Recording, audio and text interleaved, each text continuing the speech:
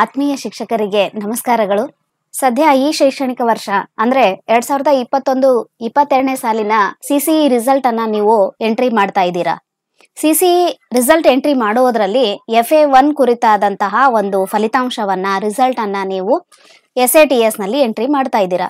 ಆದ್ರೆ ಇಲ್ಲಿ ಒಂದು ಸಮಸ್ಯೆ ಬರ್ತಾ ಇದೆ. ಅದು ಏನು ಅಂತಂದ್ರೆ CCE ರಿಸಲ್ಟ್ ಎಂಟ್ರಿ ಮಾಡುವ ಸಲುವಾಗಿ ನೀವು CCE ರಿಸಲ್ಟ್ ಎಂಟ್ರಿ ಫಾರ್ಮ್ ಅನ್ನ ಓಪನ್ ಮಾಡಿದಾಗ ಅಲ್ಲಿ ವಿದ್ಯಾರ್ಥಿಗಳ ಎದುರುಗಡೆ ಎಲ್ಲ ವಿಷಯಗಳು ಕಾಣಿಸ್ತಾ ಇಲ್ಲ. ಕೇವಲ ಲ್ಯಾಂಗ್ವೇಜ್ಗಳು ಕಾಣಿಸ್ತಾ ಇವೆ, ಕೋರ್ ಸಬ್ಜೆಕ್ಟ್ಗಳು ಮಾತ್ರ ಕಾಣ್ತಾ ಇಲ್ಲ. ಈ ಸಮಸ್ಯೆಯ ಪರಿಹಾರವನ್ನು ತಿಳಿಸ್ಕೊಡುವಂತಹ ಪ್ರಯತ್ನವನ್ನ ನಾನಿಲ್ಲಿ ಮಾಡಿದ್ದೇನೆ. ಇದಕ್ಕಾಗಿ ನೀವು ನಿಮ್ಮ ಸ್ಕೂಲಿನ SATSಗೆ ಲಾಗಿನ್ ಆಗಬೇಕು. ಲಾಗಿನ್ ಆದ ನಂತರ ಈ ರೀತಿ ಒಂದು ಹೋಮ್ ಪೇಜ್ ಓಪನ್ ಆಗಿರುತ್ತೆ. ಇಲ್ಲಿ ನೀವು ಸ್ಟೂಡೆಂಟ್ ಮ್ಯಾನೇಜ್ಮೆಂಟ್ 1 to 10 ಇದ್ರ ಮೇಲೆ ಕ್ಲಿಕ್ ಮಾಡಿ. ಅದಾದ ನಂತರ ಅದರಲ್ಲಿ CCE ರಿಸಲ್ಟ್ ಅನ್ನ ಕ್ಲಿಕ್ ಮಾಡಿ. ಅದರಲ್ಲಿ ಎರಡನೇ ಆಪ್ಷನ್ ಜನರೇಟ್ ರಿಸಲ್ಟ್ ಫಾರ್ಮ್ ಅಂತ ಇದೆ, ಅದ್ರ ಮೇಲೆ ಕ್ಲಿಕ್ ಮಾಡಿ. ಯಾವ ತರಗತಿಯ CCE ರಿಸಲ್ಟ್ ಅನ್ನ ಎಂಟ್ರಿ ಮಾಡಬೇಕಾಗಿದೆಯೋ ಆ ಒಂದು ತರಗತಿಯನ್ನ ಸೆಲೆಕ್ಟ್ ಮಾಡಿ. ನಾನಿಲ್ಲಿ 6th ಸ್ಟ್ಯಾಂಡರ್ಡ್ ಸೆಲೆಕ್ಟ್ ಮಾಡ್ತೇನೆ. ಅದಾದ ನಂತರ ಮೀಡಿಯಂ ಸೆಲೆಕ್ಟ್ ಮಾಡಿ. ಅದಾದ ನಂತರ ಎಕ್ಸಾಮ್ ಸೆಲೆಕ್ಟ್ ಮಾಡಿ, FA1. ಈಗ ಗ್ರೂಪ್ ಸೆಲೆಕ್ಟ್ ಮಾಡಿ. ಇಲ್ಲಿ 6th ಕನ್ನಡ, ಇಂಗ್ಲಿಷ್, ಹಿಂದಿ ಈ ಲ್ಯಾಂಗ್ವೇಜ್ ಗ್ರೂಪ್ ಅನ್ನ ನಾವು ಸೆಲೆಕ್ಟ್ ಮಾಡಬೇಕಾಗುತ್ತೆ. ಕೊನೆಗೆ ಸರ್ಚ್ ಕೊಡಿ. ನೋಡಿ, ಈಗ 6ನೇ ತರಗತಿಯಲ್ಲಿರುವಂತಹ ಮಕ್ಕಳ ಒಂದು ಲಿಸ್ಟ್ ಇಲ್ಲಿ ಓಪನ್ ಆಗಿದೆ. ಇಲ್ಲಿ ನಾವು ನೋಡಬಹುದು ಲ್ಯಾಂಗ್ವೇಜ್ 1, ಲ್ಯಾಂಗ್ವೇಜ್ 2, ಲ್ಯಾಂಗ್ವೇಜ್ 3 ಎಲ್ಲ ಮಕ್ಕಳಿಗೆ ತೋರಿಸ್ತಾ ಇದೆ. ಆದ್ರೆ ಕೋರ್ ಸಬ್ಜೆಕ್ಟ್ಗಳ ಒಂದು ಕಾಲಮ್ಗಳನ್ನ ನೋಡಿದಾಗ ಕೆಲವೊಂದು ವಿದ್ಯಾರ್ಥಿಗಳ ಎದುರುಗಡೆ ಮಾತ್ರ ಬಂದಿವೆ. ಈ ಒಂದು ಸಮಸ್ಯೆಯನ್ನ ಬಗೆಹರಿಸಿಕೊಳ್ಳೋ ಸಲುವಾಗಿ ಸ್ಟೂಡೆಂಟ್ ಮ್ಯಾನೇಜ್ಮೆಂಟ್ ಕ್ಲಾಸ್ 1 to 10 ಮೇಲೆ ಕ್ಲಿಕ್ ಮಾಡಿ. ಅದರಲ್ಲಿ CCE ರಿಸಲ್ಟ್ಸ್ ನಲ್ಲಿ ಕ್ಲಿಕ್ ಮಾಡಿ. ಅದರಲ್ಲಿ ನಾವು D assign language group 2 school ಅಂತ ಇದೆ, D assign language group 2 student ಅಂತ ಇದೆ. ಇಲ್ಲಿ D assign language group 2 student ಅನ್ನೋದ್ರ ಮೇಲೆ ಕ್ಲಿಕ್ ಮಾಡಿ. ಈಗ ಹೊಸ ಪೇಜ್ ಓಪನ್ ಆಗುತ್ತೆ. ಇಲ್ಲಿ ನಾವು ತರಗತಿಯನ್ನ ಸೆಲೆಕ್ಟ್ ಮಾಡ್ಕೋಬೇಕು. ಅದಾದ ನಂತರ ಮೀಡಿಯಂ ಸೆಲೆಕ್ಟ್ ಮಾಡಿ, ಲ್ಯಾಂಗ್ವೇಜ್ ಗ್ರೂಪ್ ಸೆಲೆಕ್ಟ್ ಮಾಡಿ. ಇಲ್ಲಿ 6ನೇ ತರಗತಿ ಇರೋದ್ರಿಂದ ಕನ್ನಡ, ಇಂಗ್ಲಿಷ್, ಹಿಂದಿ ಇದನ್ನ ಸೆಲೆಕ್ಟ್ ಮಾಡ್ಕೊಳ್ಳಿ. ಆಮೇಲೆ ಅಕಾಡೆಮಿಕ್ ಇಯರ್ ತಾನಾಗೆ ಇಲ್ಲಿ ಬಂದಿದೆ. ಈ ಡಿ ಅಸೈನ್ ಲ್ಯಾಂಗ್ವೇಜ್ ಗ್ರೂಪ್ ಮಾಡೋದ್ರಿಂದ ಎಲ್ಲಾ ಮಕ್ಕಳಿಗೆ ಲ್ಯಾಂಗ್ವೇಜ್ ಗ್ರೂಪ್ ಯಾವ್ದಿದೆನೋ ಅದು ಡಿ ಅಸೈನ್ ಆಗುತ್ತೆ. ಡಿ ಅಸೈನ್ ಆದ ನಂತರ ನಾವು ಮತ್ತೆ ಅದನ್ನ ಲ್ಯಾಂಗ್ವೇಜ್ ಗ್ರೂಪ್ ಅನ್ನ ಎಲ್ಲಾ ಮಕ್ಕಳಿಗೆ ಅಸೈನ್ ಮಾಡಬೇಕಾಗುತ್ತೆ.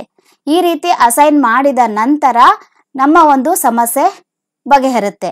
ಅಂದ್ರೆ CCE ರಿಸಲ್ಟ್ ಎಂಟ್ರಿ ಫಾರ್ಮ್ ನಲ್ಲಿ ಎಲ್ಲ ಮಕ್ಕಳ ಎದುರುಗಡೆ ಎಲ್ಲಾ ಒಂದು ಸಬ್ಜೆಕ್ಟ್ಗಳು ಕಾಣಿಸುತ್ತವೆ. ನೋಡಿ, ಈಗ ಸರ್ಚ್ ಅಂತ ಕೊಡಿ. ಈಗ ಇಲ್ಲಿ 6ನೇ ತರಗತಿ ಇರುವಂತಹ ಮಕ್ಕಳ ಒಂದು ಲಿಸ್ಟ್ ತೆರೆದುಕೊಳ್ಳುತ್ತೆ. ಇಲ್ಲಿ ನೀವು ಆಲ್ ಅಂತ ಸೆಲೆಕ್ಟ್ ಮಾಡಿ. ಸೊ 6ನೇ ತರಗತಿಯಲ್ಲಿ ಇರುವಂತಹ ಎಲ್ಲ ಮಕ್ಕಳ ಲಿಸ್ಟ್ ಬರುತ್ತೆ. ಈಗ ನೀವು ಸೆಲೆಕ್ಟ್ ಆಲ್ ಅಂತ ಮಾಡಿ. ಎಲ್ಲಾ ವಿದ್ಯಾರ್ಥಿಗಳಿಗೆ ಸೆಲೆಕ್ಟ್ ಆಲ್ ಅಂತ ಮಾಡಿ ಕೆಳಗಡೆ ಇರುವಂತಹ ಡಿ ಅಸೈನ್ ಮೇಲೆ ಕ್ಲಿಕ್ ಮಾಡಿ. ಇಲ್ಲೊಂದು ನೋಟಿಫಿಕೇಶನ್ ಬರುತ್ತೆ, ಅದಕ್ಕೆ ಓಕೆ ಅಂತ ಕೊಡಿ. ಇನ್ನೊಂದ್ಸರಿ ಓಕೆ ಅಂತ ಕೊಡಿ. ನೋಡಿ, ಈಗ 6ನೇ ತರಗತಿಯಲ್ಲಿ ಇರುವಂತಹ ಎಲ್ಲಾ ಮಕ್ಕಳ ಒಂದು ಲ್ಯಾಂಗ್ವೇಜ್ ಗ್ರೂಪ್ ಏನಿರುತ್ತಲ್ಲ ಅದು ಡಿ ಅಸೈನ್ ಆಗಿರುತ್ತೆ. ಇದನ್ನ ನಾವು ಮತ್ತೆ ಅಸೈನ್ ಮಾಡಬೇಕಾಗುತ್ತೆ. ಲ್ಯಾಂಗ್ವೇಜ್ ಗ್ರೂಪ್ ಅಸೈನ್ ಮಾಡುವ ಸಲುವಾಗಿ ನೀವು ಸ್ಟೂಡೆಂಟ್ ಮ್ಯಾನೇಜ್ಮೆಂಟ್ ಕ್ಲಾಸ್ 1 to 10 ಮೇಲೆ ಕ್ಲಿಕ್ ಮಾಡಿ.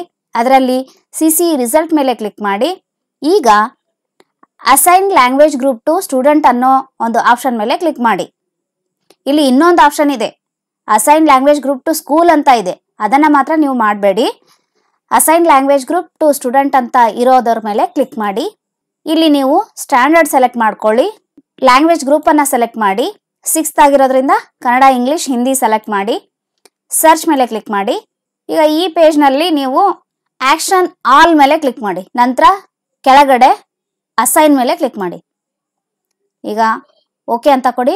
ನೋಡಿ, 6ನೇ ತರಗತಿಯಲ್ಲಿ ಇರುವಂತಹ ಎಲ್ಲ ಮಕ್ಕಳಿಗೆ ಲ್ಯಾಂಗ್ವೇಜ್ ಗ್ರೂಪ್ ಈಗ ಅಸೈನ್ ಆಗಿದೆ. ನಾವು CCE ರಿಸಲ್ಟ್ ಎಂಟ್ರಿ ಫಾರ್ಮ್ ಅನ್ನ ಓಪನ್ ಮಾಡಿದಾಗ ಅಲ್ಲಿ ಎಲ್ಲಾ ವಿದ್ಯಾರ್ಥಿಗಳ ಎದುರುಗಡೆ 6 ವಿಷಯಗಳು ಬಂದಿರೋದು ನಮಗೆ ಕಾಣಿಸುತ್ತೆ. ಒಂದ್ಸರಿ ನಾವು ಚೆಕ್ ಮಾಡ್ಕೊಂಡು ಬಿಡೋಣ. ಸ್ಟೂಡೆಂಟ್ ಮ್ಯಾನೇಜ್ಮೆಂಟ್ ಕ್ಲಾಸ್ 1 to 10 ನಲ್ಲಿ CCE ರಿಸಲ್ಟ್ಸ್, ಅದರಲ್ಲಿ ಎರಡನೇ ಆಪ್ಷನ್ ಜನರೇಟ್ ರಿಸಲ್ಟ್ ಫಾರ್ಮ್. ಈಗ 6ನೇ ತರಗತಿಗಾಗಿ ನಾವು ಲ್ಯಾಂಗ್ವೇಜ್ ಅನ್ನ ಅಸೈನ್ ಮಾಡಿದ್ವಿ. 6ನೇ ತರಗತಿಯನ್ನು ಸೆಲೆಕ್ಟ್ ಮಾಡ್ಕೊಳ್ಳಿ, ಮೀಡಿಯಂ ಸೆಲೆಕ್ಟ್ ಮಾಡಿ, ಎಕ್ಸಾಮ್ ಸೆಲೆಕ್ಟ್ ಮಾಡಿ, FA1 ಗ್ರೂಪ್ ಸೆಲೆಕ್ಟ್ ಮಾಡಿ, ಸರ್ಚ್ ಮೇಲೆ ಕ್ಲಿಕ್ ಮಾಡಿ. ಈಗ ನೋಡಿ, ಈ 6ನೇ ತರಗತಿಯಲ್ಲಿ ಇರುವಂತಹ ಎಲ್ಲ ಮಕ್ಕಳ ಎದುರುಗಡೆ ಲ್ಯಾಂಗ್ವೇಜ್ ಮತ್ತು ಕೋರ್ ಸಬ್ಜೆಕ್ಟ್ಗಳು ಎಲ್ಲ ಬಂದಿರೋದು ನಮಗೆ ಕಾಣುತ್ತೆ. ಈ ರೀತಿಯಾಗಿ ಈ ಸಮಸ್ಯೆಗೆ ನಾವು ಪರಿಹಾರವನ್ನು ಕಂಡುಕೊಳ್ಬಹುದಾಗಿದೆ. ಈ ವಿಡಿಯೋವನ್ನು ವೀಕ್ಷಿಸಿದ್ದಕ್ಕಾಗಿ ತಮಗೆಲ್ಲರಿಗೂ ಧನ್ಯವಾದಗಳು.